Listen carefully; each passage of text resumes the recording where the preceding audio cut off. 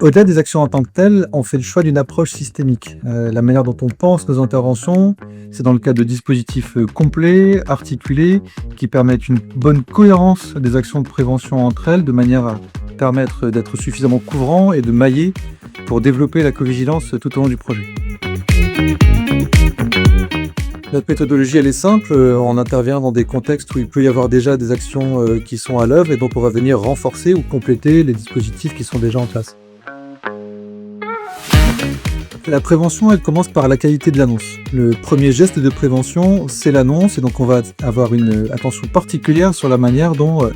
l'annonce va se passer, que ce soit en termes de processus, de contenu, mais aussi de posture. Et donc on accompagne le comité de direction ainsi que les managers et RH d'un premier cercle qui vont avoir un rôle à jouer là-dedans pour être attentifs à ce moment clé de la transformation.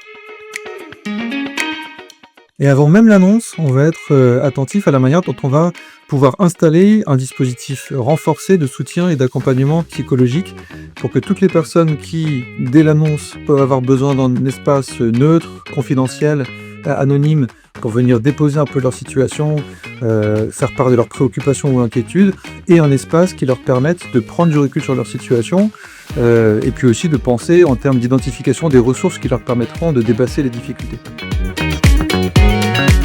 Plus qu'une ligne d'écoute, on pense au dispositif de manière incarnée à travers la présence sur le site des psychologues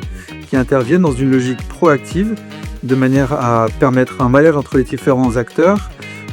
installer le dispositif, communiquer sur le dispositif de manière à ce qu'il soit bien compris et bien utilisé par les personnes qui pourront en avoir besoin.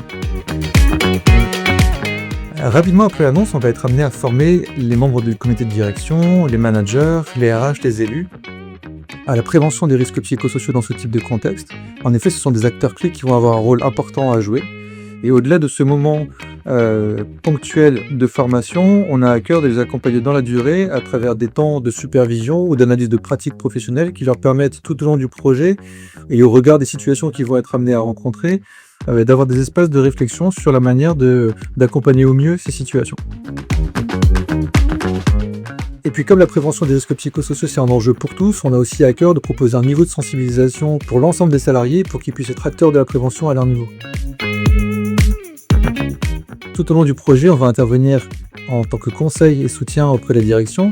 et on va aussi intervenir dans un certain nombre d'instances, notamment les comités de prévention, pour pouvoir remonter un certain nombre d'alertes issues des actions que je viens de décrire et permettre d'intervenir le plus tôt possible par rapport à ces situations, dès les premiers signaux, pour passer d'une approche curative à une réelle anticipation et une prévention des risques psychosociaux. La dernière étape, elle va consister à accompagner les salariés qui restent. Trop souvent, on note une attention importante portée aux salariés qui sont amenés à quitter l'entreprise et à perdre leur emploi, souvent au détriment des salariés qui restent. On va avoir une attention particulière